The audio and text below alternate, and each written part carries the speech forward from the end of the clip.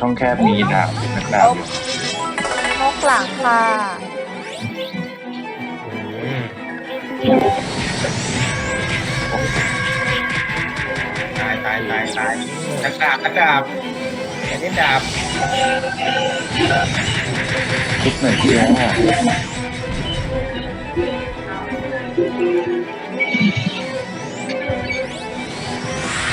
วันนี้นี่ตีจะรู้สึกว่าเราไม่ได้อัพเอฟมาเลย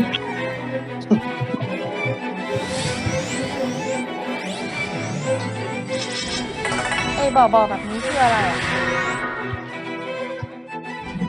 อืมเขียวนะครับ ปืนภาพอะ คือ ปืนภาพวะ วางออกขวาบ้างมั้ยออกขวาบ้างแล้วก็โอ้ยหลังได้2 ตัว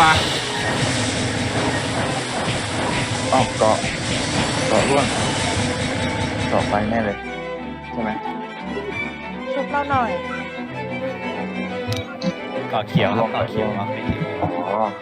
จะโอเค มันมีพิษเลยให้ซุปเปอร์เดือดครับ ใครบูหมดมาเอาที่ผมครับ ชุดหน่อยเจ้าโอ้ย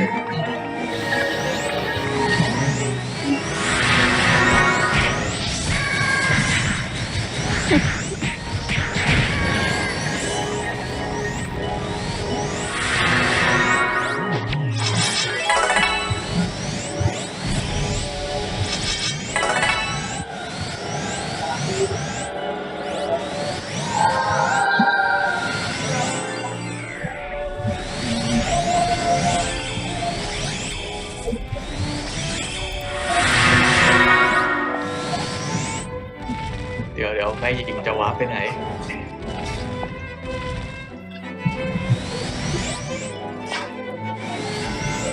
อีก5 นาที40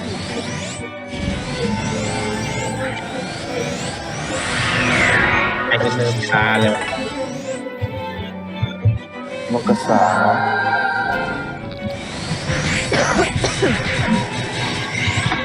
น ก ห ค ลั รั ง บ นกค่ะนก เดี๋ยวเราดูหลังให้ดีกว่าไปเลย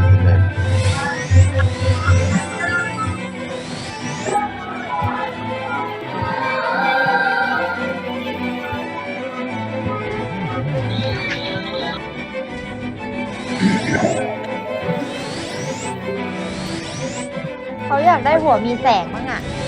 ทำไงอ่ะ นกกระสาน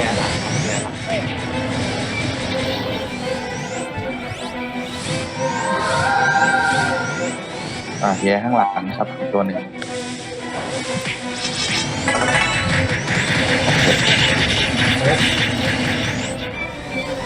ดื้อ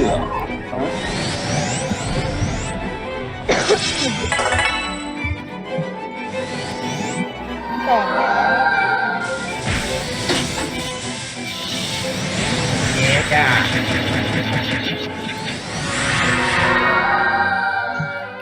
มันไม่อยู่ได้แป๊บเดียวเอง แก๊สตาย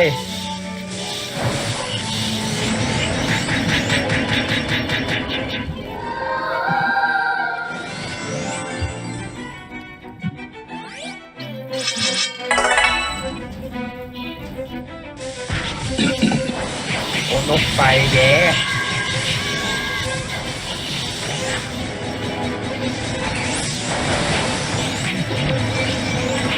แล้วก็เหรอตอนที่มันไปจับที่ใครเนี่ยไปไหนก็เหลือที่ มาขวามาขวาน กแล้ว นกจ้ากลางวงจ้า นกยาวโอ้โหซาลามันเดอร์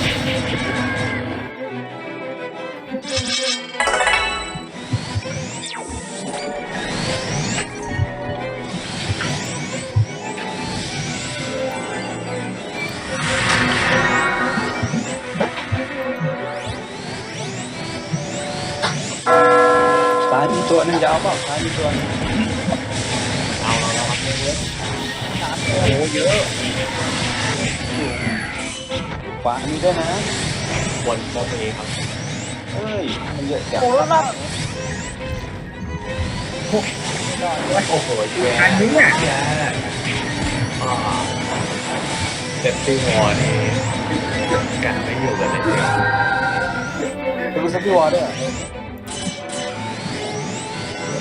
เวลา อาหารไว้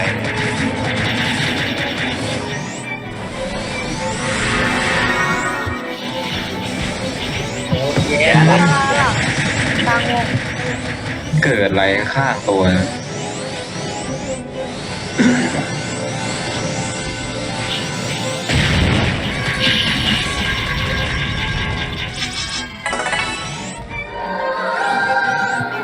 รถไฟด้านหลัง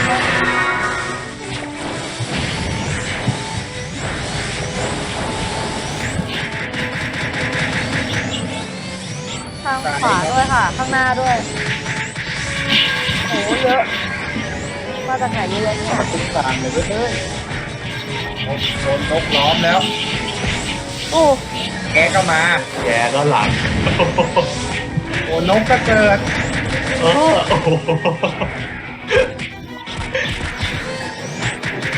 ไม่รู้ใครก่อนดี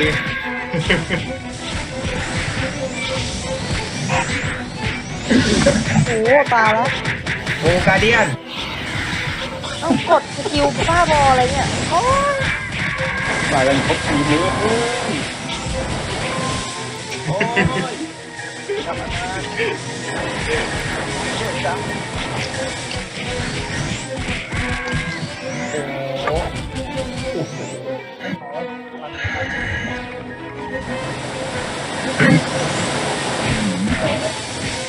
ไอตัวน้ำเนี่ยอยู่ข้างหลังโบมคอยคิดเอง โอ้การเดียน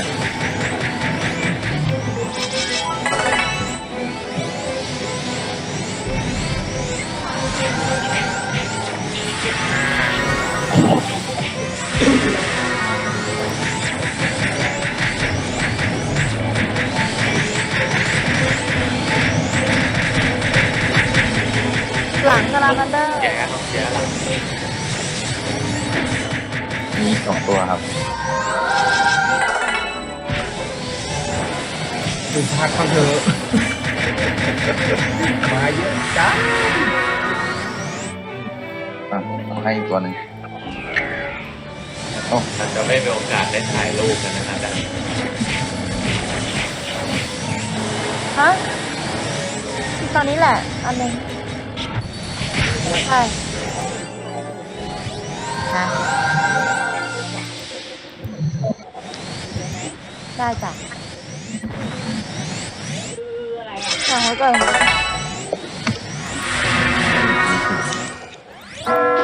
ั่นหมาย โอ้โห กลางโบเฮ้ยซอสด้านขวาครับ การเดียน มีโบด้วยมีโบด้วย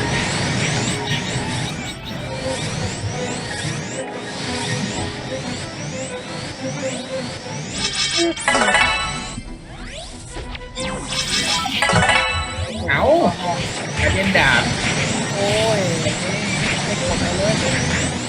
ไม่มีที่ปลอดภัยสำหรับฉันนี่หรอช่วยหน่อยช่วยหน่อยช่วยทางนี้หน่อยก็ไม่ไหวโอ้โหนอนกันหมดเลย ออกมาน้ำหมด แย่ก็แย่ หมดจ้าร ถไฟด้านหลัง ทำไมอีกแล้วจะพาเข้ากลางวงสิ ทำไมจะพ่อ6 วิ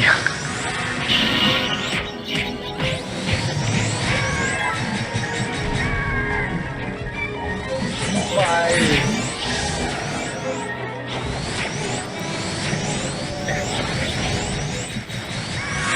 ลงอีกแล้วทางขวา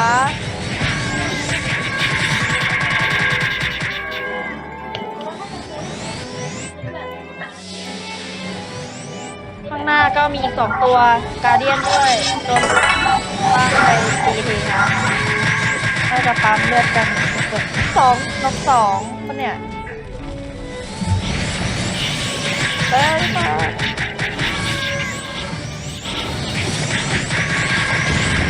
โหนั่นก็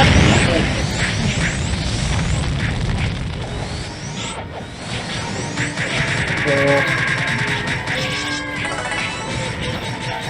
บกระเดียนขวาล่าง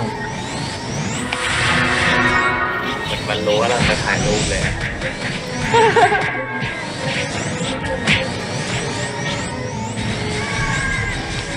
โบแย่ก็มา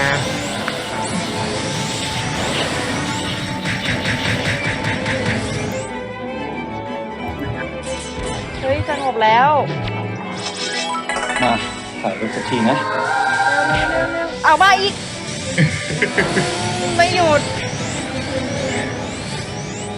เอามาเร็ว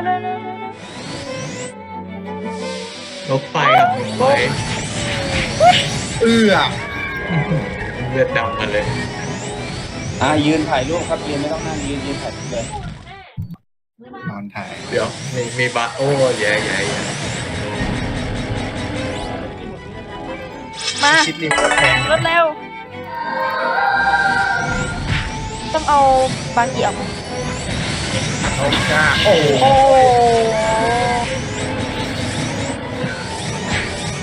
กระเดียนหลัง การเนี้ย วันนี้จะไม่มีความสงบสุขใช่ไหม อีกตัวหนึงอีกตัวหนึง โอ้ เดิน โห เดินลงล่างมา ไม่ หน่อย แย่ ครับ นะครับ มาชิดกระแพงล่าง ซ้า หน่อย ย ครับ ซ้ายก็มา นี่ว่างนะตรงนี้ ฮะ ซ้ายล่างหน่อยครับแถวนี้ว่างหน่อย ติดกำแพงไว้นะให้ดีกว่า หลบมุมถ่ายกำแพง เนี่ยมันมีวิวไอ้พวกไอ้แม็กมาอันนึงวิวแบบอันนี้ประมาณเนี้ยได้วิวนี่อยู่ โอ้โห เยอะเชียว ไม่หญิงจันวาดก็ขอรบกวนอธิบายให้ฟังหน่อยสิ โอ้โห เรียบ คือเลี้ยงให้มันมาเลือกกินเลยเนี่ย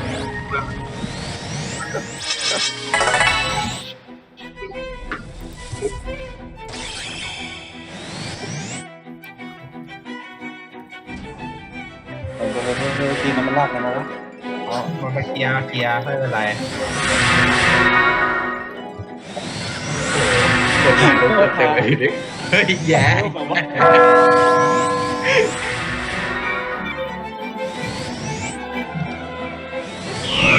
อาจจะเย่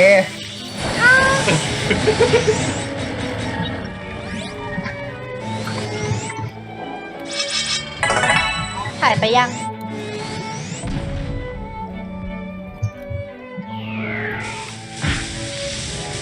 โอ้โห